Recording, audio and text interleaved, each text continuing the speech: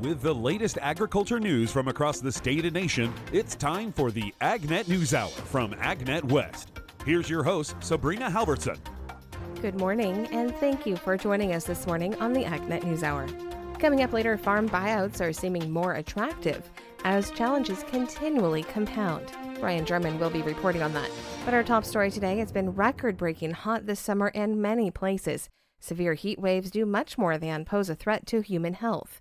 Gary Crawford has more. Were you one of the roughly 150 million Americans who were under severe heat alerts last week? And yes, fall was approaching, but over the South and much of the nation's midsection last week, summer did not want to let go, and it brought record heat to a lot of places. One of the challenges we face is the very low awareness about heat as a health risk. A health risk. Dr. Christy Ebi at the University of Washington says many of us hear the warnings, stay inside, stay hydrated, do outside work in the early morning, etc. So we hear those things, but we don't think they apply to us. But the truth is, the list of the most vulnerable during a heat wave is quite long. That list includes pregnant women, very young children, people with chronic medical conditions, outdoor workers, and the list goes on. But, she says, among the most vulnerable to heat stroke are people over 60 years old. Now, you would think that maybe older folks would handle heat better because they've had a lot of experience with heat waves in the past. But unfortunately, a natural part of the aging process is people become less well able to tell they're getting into trouble with the heat. Or less willing to admit it. So even if they know that it's hot outside, they don't necessarily make changes in their behavior that would help prevent heat stress. Which can go right into heat stroke. Heat stroke is a medical emergency and requires immediate medical intervention. And even with medical intervention, the mortality rate is high, and people who survive heat stroke often have lifelong consequences. Officially, it's estimated that heat kills about 700 Americans every year. Dr. Ebi thinks the actual number is much higher than that, but that most deaths could be prevented with more efforts at programs to increase awareness of the health risks of heat. But Dr. Ebi says the effects of more frequent and more severe heat waves go far beyond posing possible medical problems for individuals. We also need to think about environment. You have periods of very high temperatures. I live in the Pacific Northwest. That goes along with drought. That goes along with wildfires. That affects air quality, and so you get these compounding and cascading risks that affect people, but also affect livelihoods. Plus, of course, another effect. We're seeing power disruptions with high temperatures. And of course, power brownouts and blackouts make it even harder for people to survive severe heat outbreaks. And Dr. Ebi says until we do something about climate change, the heat situation is very likely to keep getting worse. Gary Crawford reporting for the U.S. Department of Agriculture. An initiative to increase domestic fertilizer production was expanded recently with the announcement of new projects under a USDA program. Rod Bain reports.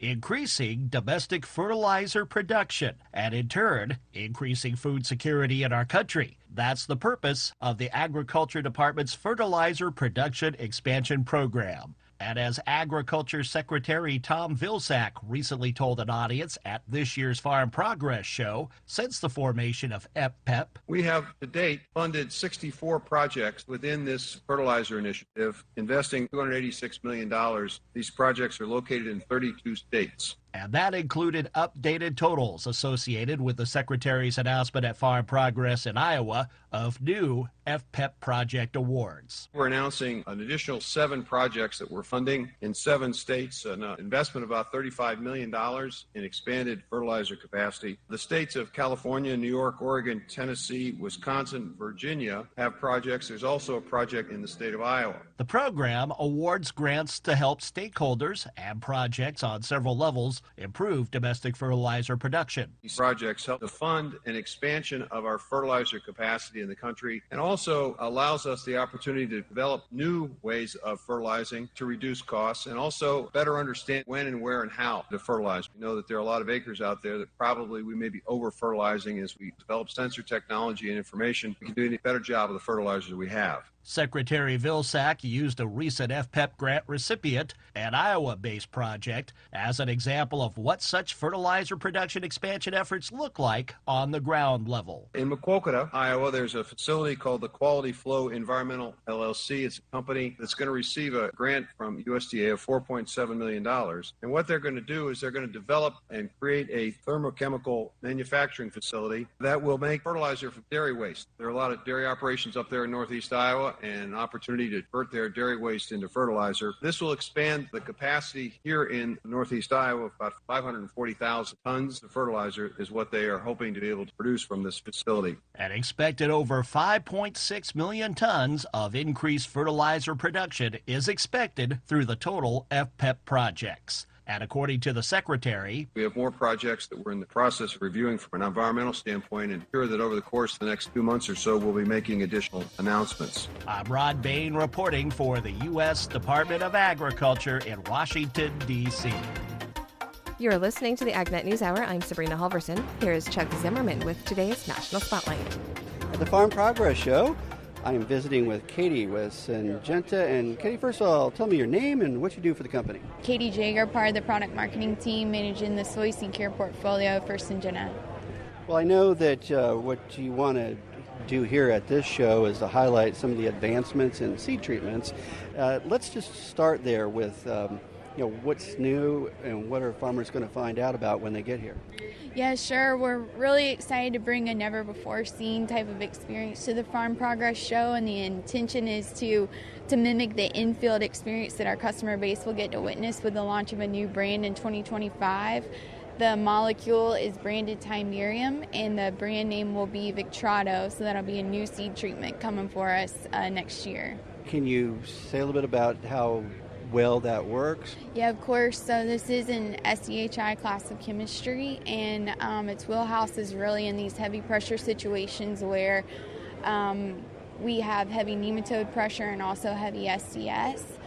Because of the potency of the molecule, it's bringing a highest level of intrinsic activity that we've seen before when facing these type of pests early season, and so it'll with that bring a new level of protection to our customer base.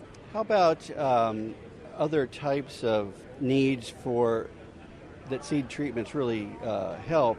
What are some of those nematodes, for example? Just what is it that else that you would like to talk about that maybe already is on the market but is doing some great new things?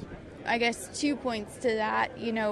Back to Victrado, when it comes to nematodes, if we think about the number one pest in the U.S., soybean cyst nematode is the number one yield robber. It's actually more yield robbing than the next three combined at over 1 million bushels lost annually. So that's really why we're so excited for the level of efficacy that we'll see with Victrado.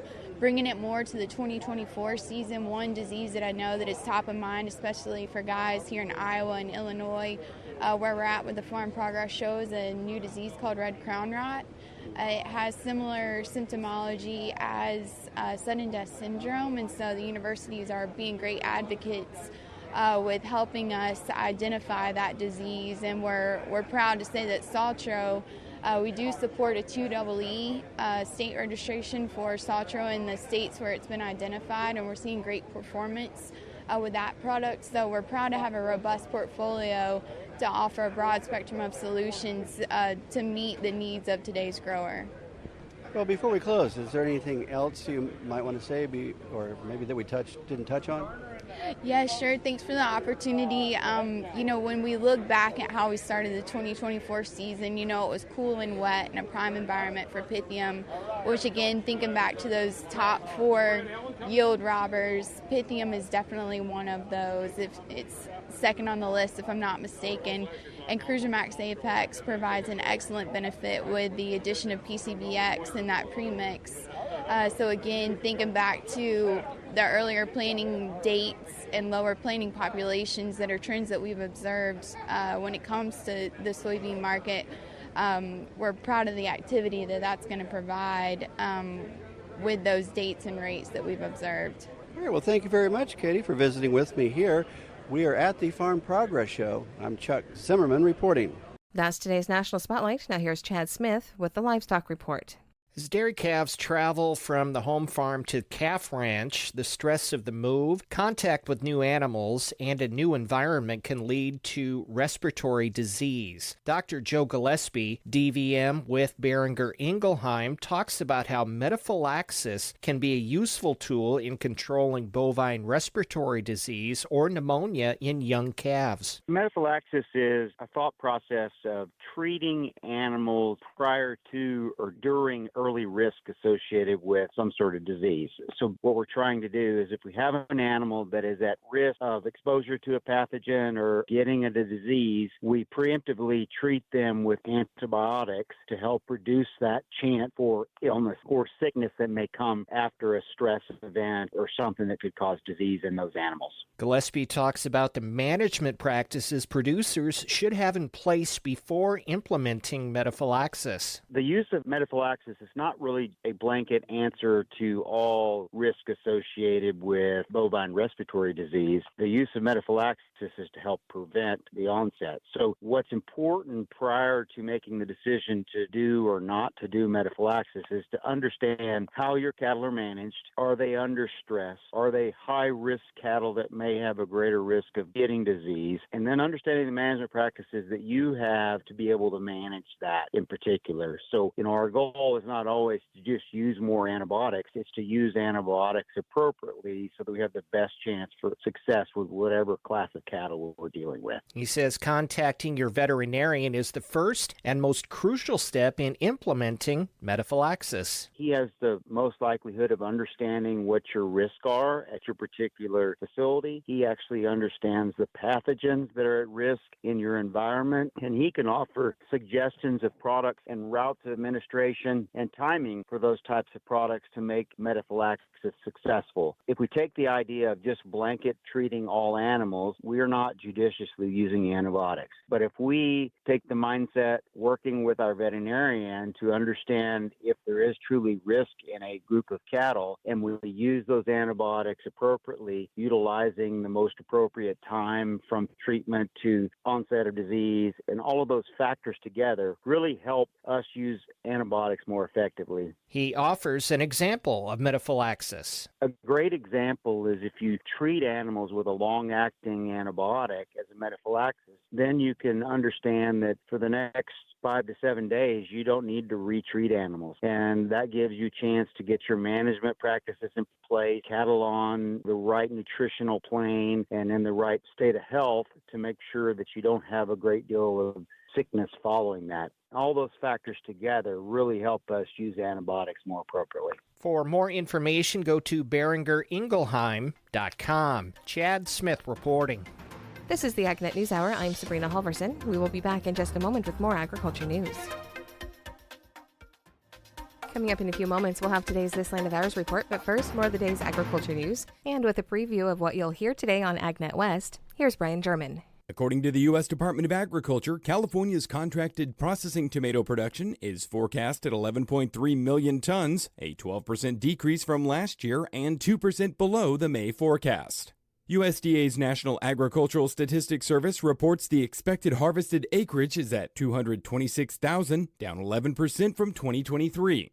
While favorable spring conditions helped the crop early on, high summer temperatures have negatively impacted yields. Despite concerns over curly top virus in the San Joaquin Valley, no significant damage has occurred. The harvest began in July and will finish earlier than last year, by October. Although early crop quality is good, the effect of heat waves on later plantings is uncertain. Shipments through August 24th are up 29% from last year, but show a 12% decrease when compared to the halfway point of 2023. The National Integrated Drought Information System is offering up to $4 million in funding for projects that focus on improving drought indicators in a changing climate. The goal is to help communities better prepare for and respond to droughts. 8 projects will be selected with funding between $50,000 and $250,000 per year for 2 years. Approximately $2 million will be available for fiscal year 2025. The funding is part of the Understanding and Assessing Drought in a Changing Climate competition to improve drought indicator performance and to help support more accurate drought assessment. To apply, eligible organizations like universities, nonprofits, and local governments must submit a letter of intent by September 18th, and full applications are due by December 9th. More information about the funding opportunity is available at drought.gov. The U.S. Department of Agriculture is giving $82.3 million to 65 projects to help boost the specialty crop industry. The funding comes from the 2018 Farm Bill and is part of efforts to strengthen the food system. The funds are split between two programs, with $72.9 million going to the Specialty Crop Block Grant Program, supporting projects in 54 states and territories. These projects focus on things like food safety, research, and pest management. The other $9.4 million is going to the Specialty Crop Multi-State Program, which funds partnerships between multiple states to tackle regional or national crop issues. Some examples of funded projects include a program in Nevada helping female crop producers expand their businesses and a Michigan project promoting local asparagus. Additionally, a multi-state project will research and develop Pacific dulse seaweed as a new sustainable crop. Several farming concerns were raised during a recent California State Board of Food and Agriculture meeting, including continually increasing costs of doing business. Member of the board of directors at Western Growers and Central Valley farmer with Turlock Fruit Company, Neil Callis, said there aren't a lot of crops that are making money right now, which is leading to mounting concerns about the future of the industry. What's the reason for the price pressure? Minimum wage has increased 60% in the 12 years I've been in the industry. And if I look ahead to the next 10 years, if they're going to be like the last 10 years, we're going to have a lot of consolidation in the industry. We're going to have a lot of smaller farms that will not be able to make it. And you'll have a lot of medium-sized farms, 3,000 acres and up, that are going to look at it and go, that private equity buyout looks like it makes sense. Let somebody else deal with the headache. And I see that. That's a tremendous concern. It's a shared concern among farmers everywhere, not just for our own operation, but just for the health of the industry in general. The 2024 Kearney Field Crops Alfalfa and Forage Field Day is coming up next week. The event will include a field tour along with classroom presentations and will take place on Friday, September 13th at the Kearney Agricultural Research and Extension Center in Parlier. Field tours will begin at 8 in the morning and will feature a look at multiple sorghum variety trials, deficit irrigation in alfalfa, black-eyed bean variety selection, and weed identification. After the field tour, presentations will highlight regional garbanzo variety trials and new safflower insecticide uses. Following the break, new data on insecticide resistance in alfalfa weevil will be presented, along with information about wheat, barley, and triticale deficit irrigation trials. More information about the field day is available on the upcoming events page at agnetwest.com. I'm Brian German for AgNet West Radio Network. The USDA recently updated some labeling guidelines, but why? That's coming up on This Land of Ours. Deputy Undersecretary for Food Safety Sandra Uskin explains reasons behind USDA's recent updates to guidelines for meat and poultry product labels. We first put out a guideline that addressed animal raising in 2016. We updated it in 2019. In the last couple of years, we've heard from many stakeholders who are concerned that these claims aren't adequately supported. USDA reviews and approves every label before it goes on a product. What this guideline does is it tells companies what you want to see when they submit a label application in terms of their support for an animal raising claim, a climate claim. And the guideline makes clear that there have been concerns about substantiation, about documentation, and we reiterate the importance of it. And we also say we strongly encourage companies to rely on third-party certifiers.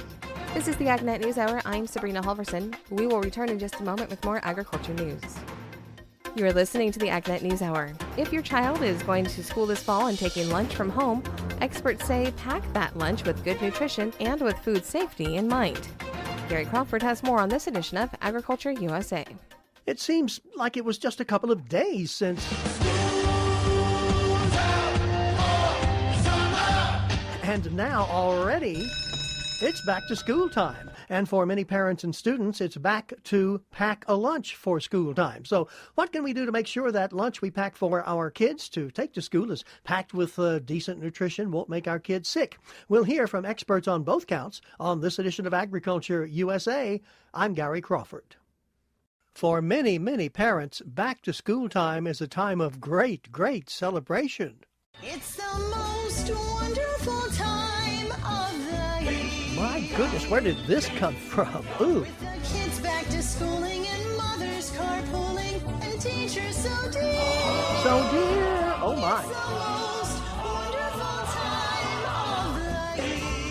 Oh, my goodness, that's enough to make you want to cancel school again. But anyway, many parents are preparing so-called brown bag lunches for their kids to take to school, even though most food safety experts do not recommend actually using brown paper bags. Unless you're using things in your lunch that are totally non-perishable. You know, apples, peanut butter sandwiches, granola bars, chips, things like that. This from Meredith Carruthers, a food safety expert with the Agriculture Department's Meat and Poultry Hotline. She says even with a frozen gel pack in a brown paper bag, it's not insulated, and so... The biggest concern is that those foods aren't going to stay cold enough, and therefore bacteria that can cause foodborne illness are going to start multiplying, potentially by the time you go to eat your lunch. And then if you eat your lunch with that bacteria on it that has started to grow, you can potentially get sick. And that's what we don't want. So try to use a good insulated lunchbox or bag with a frozen cold source. Meredith says with that as a starting point, you can pretty much take anything for lunch. You just have to make sure you're storing it properly until you're ready to eat it. Keeping it below 40 degrees. Meredith says that needs to be done even if you're taking leftovers, things like leftover pizza. It's got to be kept cold. So what about, I got an idea. What about taking a chicken leg, something like that, freezing that, using that item as the cold source in the lunchbox? So, Meredith, how about that idea? That's your reaction? What's wrong with that? The big concern is that when that food starts to thaw, those foods will thaw from the outside in. The outer layers of that food, any foodborne illness bacteria that might be present, start to get exposed to that air temperature. And if it's not below 40 degrees, that bacteria can start to multiply. They can multiply to a point of creating toxins that are then heat resistant, won't be killed by reheating, or if your child is eating that frozen food cold, it won't be good and could potentially get them sick. So keep that in mind. And also, she says we might want to put into that lunchbox or bag some hand sanitizer or hand wipes. So safety, that's one big consideration for that school lunch. The other big one, what foods to pack. Now, years ago, that used to be pretty easy. Maybe maybe a peanut butter and jelly sandwich, chips, an apple, a cookie, that was it. But these days, when we're trying to decide what to pack for our child's lunch, there can be a whole list of things to consider, including cost, of course, and what he or she likes to eat and won't throw out, what's convenient to pack in there and safe to pack. But maybe number one on that list ought to be nutrition. Now, Kansas State University Extension food and nutrition expert Sandy Proctor would key in on nutrition, providing the needed calories while also including vitamins, minerals, not too much fat, considering the problems with obesity that many children have. It's a lot trickier job today to pack a good, nutritious lunch. The truth is, nutrition really matters as we're trying to help them achieve their best in school. And so here are some things to consider when we parents pack that school lunch. Make it nutritious. Aim for 1 or 2 servings of a whole grain or some type of complex carbohydrate, 2 to 3 ounces of a lean meat or protein, and 2 servings of a fruit or fruit and vegetable, and then that serving of dairy. And if you can get all of those components in that brown bag lunch, you're really going to add a strong push of nutrition into your child's day. So we parents have to be creative while also keying in on nutrition, which Sandy Proctor says is more important than most of us think. It's not fluff. They need it. They're going to do a lot better on tests and all those things that we're testing them on if they have some good, sound nutrition. Which, Sandy says, is true not only for our kids, but for us too, as school gets going for real this year. No, let's not get carried away here. This has been Agriculture USA. I'm Gary Crawford, heading for the principal's office again and reporting for the U.S. Department of Agriculture. How has drought grown in the Midwest over the month of August? And what does that mean for the region's corn and soybean crops? Rod Bain has the answers. Drought coverage in the nation's corn and soybean belt? USDA meteorologist Brad Rippey says growing areas in the region reported an increase in drought through August. If we look at the U.S. corn production area in drought, we started the month with just 5% of the corn area in drought. That has increased now to 8%, still a relatively low number. Soybeans, on the other hand, a little bit more of an increase. They also started the month with 5% of the crop in drought. That increased more than doubled to 12% by the end of August, and that is the greatest amount of U.S. soybeans in drought since the early stages of planting back in late April. He adds that when comparing other crops and commodities covered in drought across the country, Midwestern corn and beans remain at a pace to have bumper crops this year. For the most part, the Midwest was immune to the dramatic changes that other areas of the country experienced. I'm Rod Bain reporting for the U.S. Department of Agriculture in Washington, D.C. This segment is brought to you by Live Earth Products. To get to know a little more about Live Earth Products, we're talking on the phone today with Vice President Russell Taylor.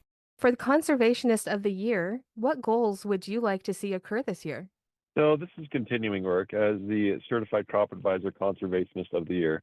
They're looking for certified crop advisors who are trying to aid farmers in getting information or conservation practices. One thing we've identified that is keeping farmers from getting conservation practices is actually just information and products. The current federal regulations actually were written in the 1950s. And at that time, those rules were only restricting fertilizers and pesticides. They didn't put into account other developing technologies such as plant biostimulants and some of these newer technologies we're using in agriculture. And so for 2024, our goal is to really help change the laws that are impacting biostimulant regulation to allow them to be used and treated as a fertilizer, not as a pesticide. So what does that process look like to go through that and get that change to be where it needs to be? Well, actually, there's a very long on-ramp. We've been working on this since 2014, and the bricks that we've laid on this path are now hopefully being included in the Farm Bill. So more than anything now, it's just supporting the work we've already done, trying to get legislators aware of the problem and hopefully enact those rules. There's an act right now by California regulators. It's called the Plant Biostimulant Act. And so the best thing that farmers can do is call up and say, hey, we support this language. This is going to give us more tools to enact those conservation practices and have more products available to us. To get to know more about Live Earth Products, you can visit them online at liveearth.com. That is spelled LIVEARTH.com.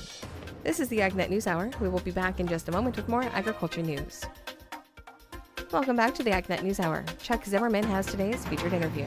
I'm visiting with Jeff Cooper, and we are at the Farm Progress Show here in Iowa. And Jeff, first of all, I've got a couple questions here, but I'd like to start out with the fact that RFA was represented at both the RNC and the DNC conventions.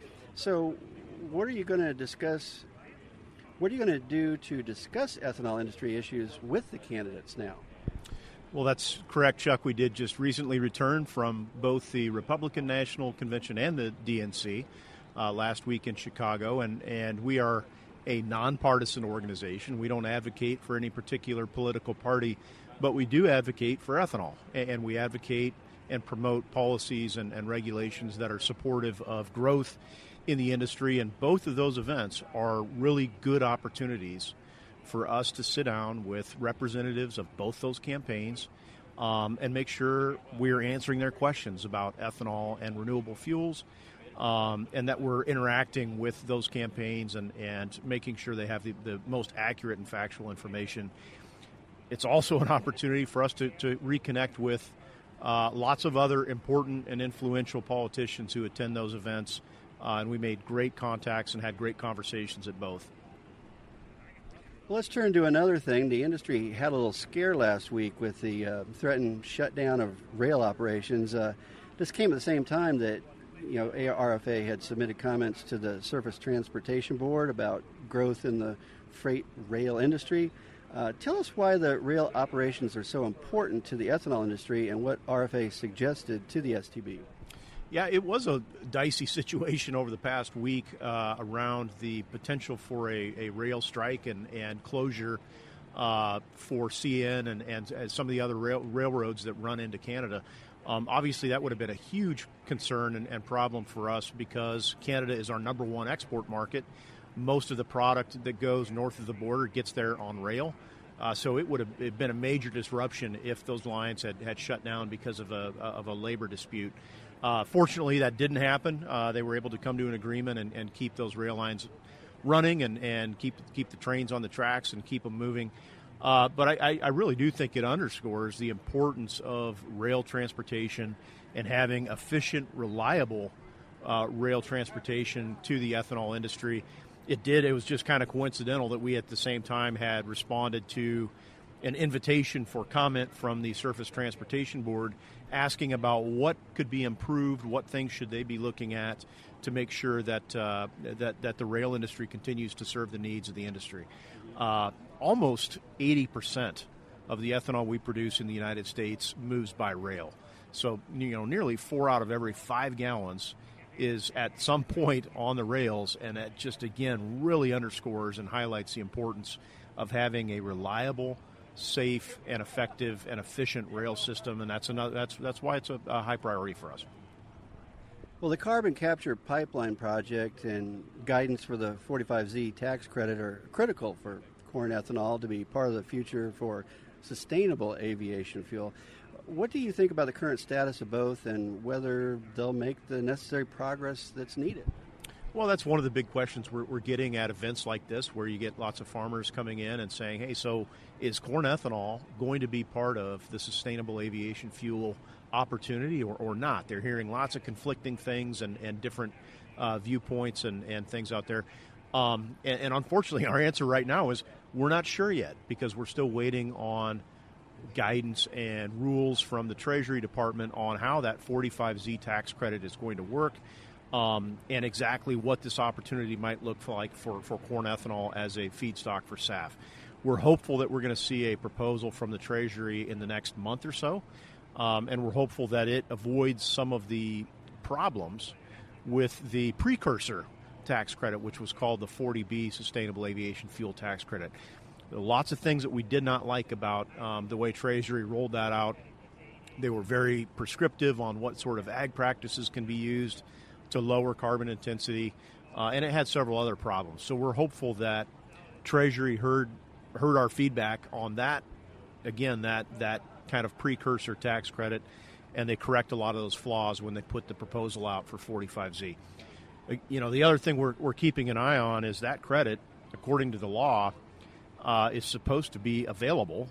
It's supposed to be effective on January 1st of 2025. That's a few months away. And we still don't have rules yet around how it's going to operate. We don't have much more clarity on how the carbon intensity values are going to be calculated. So there's a lot of work for Treasury to do in a very short time. And, of course, we've got an election in the middle of all that, and that could certainly influence and shape the timeline for when these rules come out. So that's at the top of our list as we look at things that need to get done between now and the end of the year. Well, taking a look at the current supply-demand situation for ethanol, seems like production and exports are both up, and while the corn crop is forecast to be slightly lower this year, yields are record high. How do you see the situation right now for ethanol producers? Well, it's been a great year for the ethanol industry. We are on pace to be at record production or very near record production, somewhere around 16 billion gallons, we think, by the time the year is over with. And part of what's driving that is very strong demand, both domestically but especially in the export market. We're on track to have a record year for ethanol exports, somewhere between 1.8 and 2 billion gallons, we think, will be exported. That would be the highest share and the largest volume that we've ever exported, which is great to see. I mean, it's really helped support the supply-demand picture and profitability for the industry this year. The industry is in great shape from a profitability standpoint, from a feedstock availability standpoint. We are going to have a large corn crop this fall. And, for the farmers we're talking to here who are very concerned about corn prices, we remind them that, hey, we'll take whatever you can send us. We're going to grind 5.5 billion bushels of corn into ethanol this year, and we want to do more than that. So that's where we need to be partners with our farmer friends in expanding the market for ethanol through E15 and longer term through sustainable aviation fuel. With the increase in ethanol exports this year, what's your outlook for the upcoming export exchange that'll take place in Fort Worth in October? Yeah, so, along with growth in exports for ethanol, we're also seeing very strong export demand for distillers' grains and other co-products that come from ethanol facilities. That's really going to be the focus of the export exchange event. It's really focused around feed grain exports and also co-products from the processing industry. And that's, again, about 1 out of every 3 tons of distillers' grains we're producing is exported. Hugely important to the industry, and we need to continue growing demand internationally for distillers' grains. The export exchange has always been, I think this is our 8th or 10th export exchange. It's always been a great opportunity to really grow awareness and visibility on the value of those co-products and get new customers and actually, business deals get done at this event. So we're looking forward to another successful export exchange coming up in October. Well, we're at the Farm Progress Show. Why is it important for RFA to have a presence here? Well, this is one of my favorite events of the year because it really gives us a chance to hear directly from rank and file farmers about what the things that they're thinking about and the concerns that they have and the fears that they have. And the ideas that they have. And it's just a really a great way for us to keep our finger on the pulse of what's happening in agriculture. Farmers built the ethanol industry, again, as a way to add value to their crops and build demand, local demand, for the products that they were producing. So, we are inextricably linked to with our friends in agriculture, and this is a great way to make sure that we, are continuing to build and expand that relationship. Well, thank you very much, Jeff Cooper, for visiting here. We are at the Farm Progress Show. I'm Chuck Zimmerman reporting. This is the AgNet News Hour, and we will be back in just a moment. You're listening to the AgNet News Hour. Now for more news.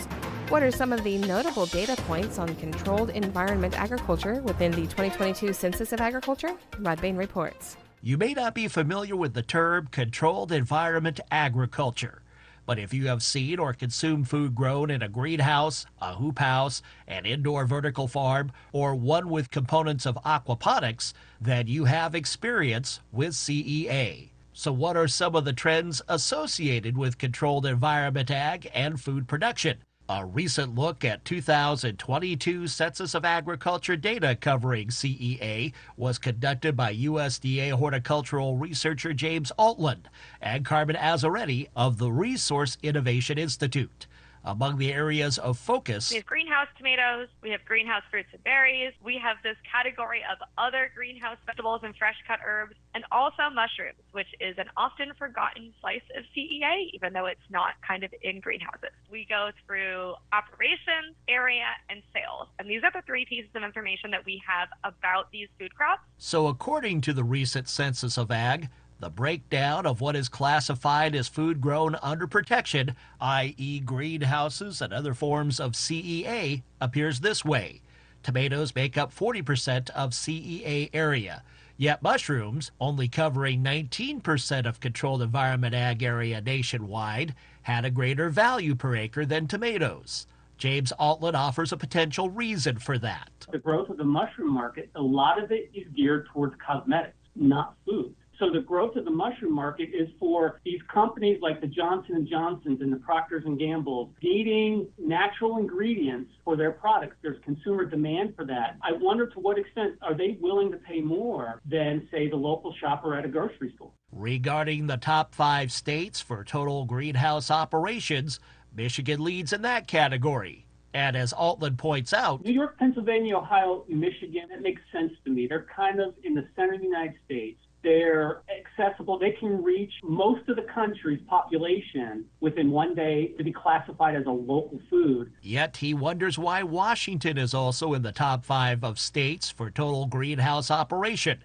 as already points to similar climates and ag commodities between Washington and the other northern tier states on the list. These are operations that have these products under protection. It does not mean it's their primary product. It does not mean that it even makes up 10% of their area. I think having these farms that have a lot of diverse products that might be adapting, might be a little more consumer facing, being in those areas I think are a lot more common. The top 5 states for CEA growing area for food crops in order: California, Ohio, Texas, New York, and Kentucky. I'm Rod Bain reporting for the U.S. Department of Agriculture in Washington, D.C.